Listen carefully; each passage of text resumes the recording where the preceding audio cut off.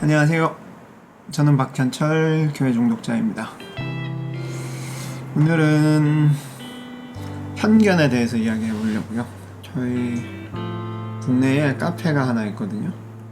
저희가 이사하고 나서 제일 먼저 간 카페이기도 한데 굉장히 저희 동네에 있을 것 같지 않고 홍대에 있을 것 같이 생긴 아주 심플하고 인테리어도 되게 힙한 그런 카페였어요. 이런 동네에도 이런 게 다 있구나 하고 몇 번 갔었는데 그 카페가 시간이 지나면서 아마 다른 곳에 인수됐나 봐요. 사장님이 바뀐 것 같고 메뉴가 점점 더 많이 생기고 인테리어에 뭔가 조금씩 더해지기 시작하더니 굉장히 산만한 카페가 됐어요. 트렌드에 따라서 뭐 탕후루도 팔았고 와플, 똥와플 뭐 이런 것도 팔았고 뭐 빙수도 팔고 뭐 망고 빙수 팔고 막 이러면서 메뉴가 하나 생길 때마다 뭔가 기계가 하나씩 더 들어오고 막 키오스크가 생기고 배너가 깔리고 덕지덕지 뭐가 붙으면서 제 취향과는 많이 달라진 다른 그런 카페가 돼버렸어요. 지나갈 때마다 조금 아쉽다는 생각이 들고 발길은 당연히 끊겼고 약간 좀 짜증도 났다 그럴까요? 좋은 카페가 있었는데 하는 그런 마음이 들었는데 엊그제 지나가다가 새로 생긴 배너를 봤어요. 배너에 새 메뉴가 나온 거죠. 케이크 세 종류가 나왔는데 손으로 만든 직접 만든 케이크다 라는 광고 문구가 붙어있고 한 조각에 9,500원씩. 그래서 그거 보고 이야, 이 동네에서 9,500원? 아내랑 그런 얘기를 했어요.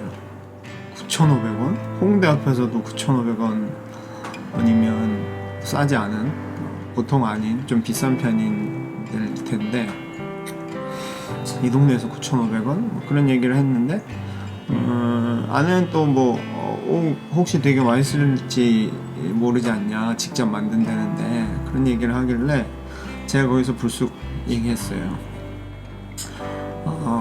저런 카페는 맛있어도 맛없을 것 같아 라고.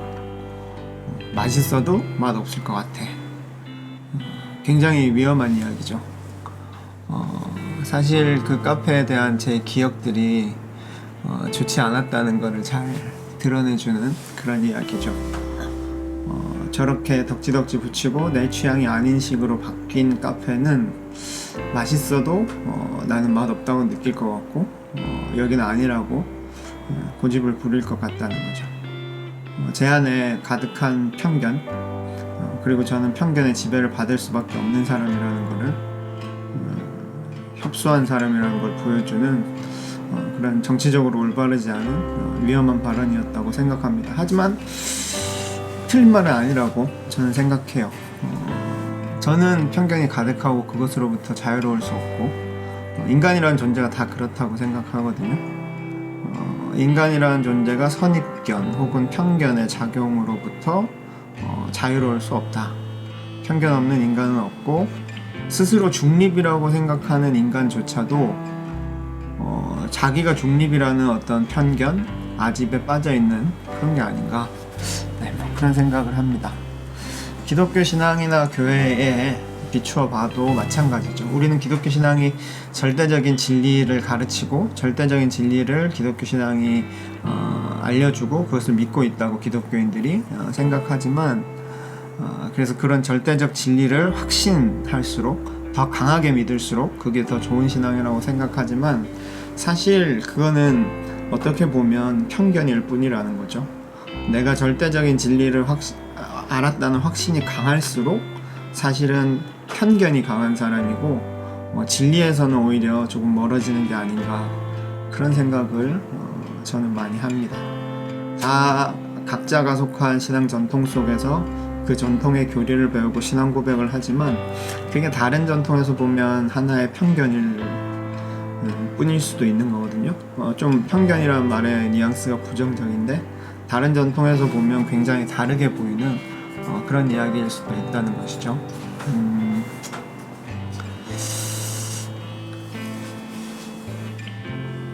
요즘 같은 시대에는 워낙에 다양한 전통들, 다양한 삶의 방식들, 또 다양한 생각들이 전 세계적으로 알려지고 교류되는 뭐 그런 시대잖아요. 자신의 편견을 인정하지 않는다면 내가 가진 생각이 나의 어떤 성장 과정에서 그리고 내 배경에서 형성된 하나의 편견이라는 것을 인정하고 그것을 잘 드러내는 법을 배우지 않는다면 그 편견을 잘 표현하고 또 그 편견을 잘 수정할 수 있는 방법을 배우지 않는다면 그야말로 요즘 시대에는 위험한 신앙이 되는 것이 아닌가. 내 신앙이 최고야 라고 생각한다면 내 신앙이 절대적으로 확실한 것이고 다른 사람들의 신앙이 다른 어떤 신앙의 전통이 부족한 거야 라고 생각한다면 그것은 정말 위험한 그런 신앙이 아닐까 뭐 그런 생각을 한번 해봅니다. 교회로 생각해보자면 이런 생각도 들어요. 예전에는 좋은 교회를 추천해달라는 이야기를 많이 들었거든요. 그러면 제가 막 입에 침이 마르도록 막 이런 교회가 이렇게 좋고 막 이렇게 추천을 했어요. 근데 요즘에는 교회 추천을 잘 하지 않습니다. 솔직히 객관적으로 좋은 교회라는 거는 있다고 생각해요. 있겠죠. 왜 없겠어요? 네. 몇 가지 조건을 갖고 기준을 맞춰서 줄을 세우면 교회는 좋은 교회와 나쁜 교회로 보통인 교회로 구분할 수 있을 거라고 생각합니다. 근데 그 생각에는 두 가지 위험이 있다는 거예요. 첫째로 그 조건과 기준을 누가 세우느냐. 객관적이고 절대적인 좋은 교회의 기준이 있느냐. 어떤 사람에게는 좋은 교회고 어떤 사람에게는 나쁜 교회. 어떤 사람에게는 좋은 교회가 어떤 사람에게는 나쁜 교회가 되는 경우, 또 이 사람에게는 좋은 교회가 저 사람에게는 좋은 교회가 아닌 경우, 이런 것들이 있을 수밖에 없다라는 거. 누구의 기준을 따라 줄을 세우냐에 따라서 편파적인 줄 세우기가 될 수밖에 없는 거죠. 둘째로는 그런 어떤 절대적인 기준이 있다고 하더라도 그 조건으로 줄 세워진 교회에 대해서 내가 그 교회를 알아볼 수 있느냐. 이건 사실 첫째랑 비슷한 얘기이기도 한데 제가 이 교회가 좋은 교회라 했단 말이에요. 근데 뭐 제가 추천한 어떤 사람이 그 교회에 갔을 때 이 교회가 정말 좋은 교회구나 라는 걸 알아볼 수 있겠는가.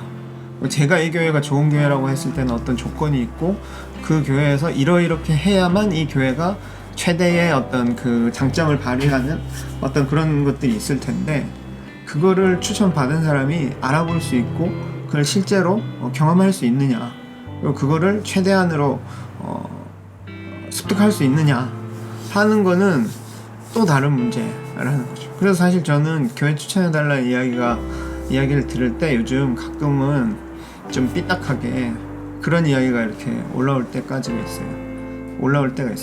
당신이 진짜 좋은 교회를 알아볼 수 있겠냐?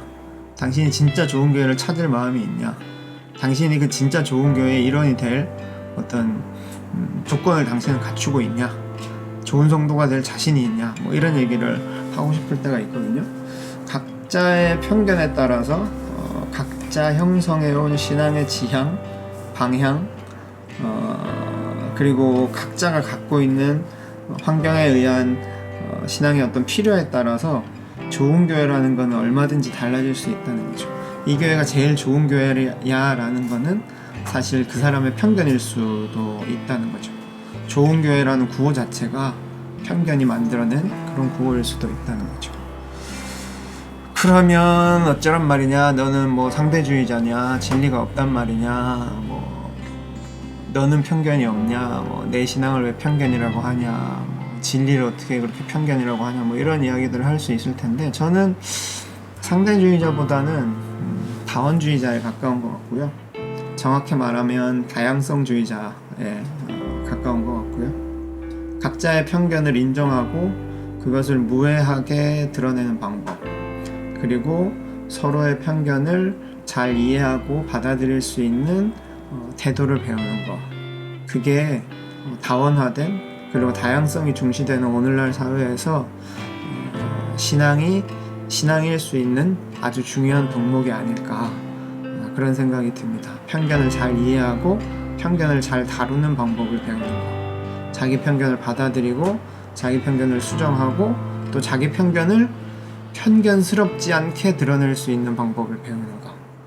이게 오늘날 이 다양성의 사회에서 신앙의 기술이고 또 좋은 삶을 살기 위한 삶의 기술 중 하나가 아닐까, 그런 생각을 해봅니다. 시간이 많이 됐는데요.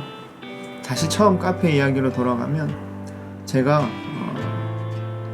저 카페에서는 맛이 있어도 맛이 없을 것 같다, 그런 얘기를 했더니 같이 하다 아내가 그러더라고요.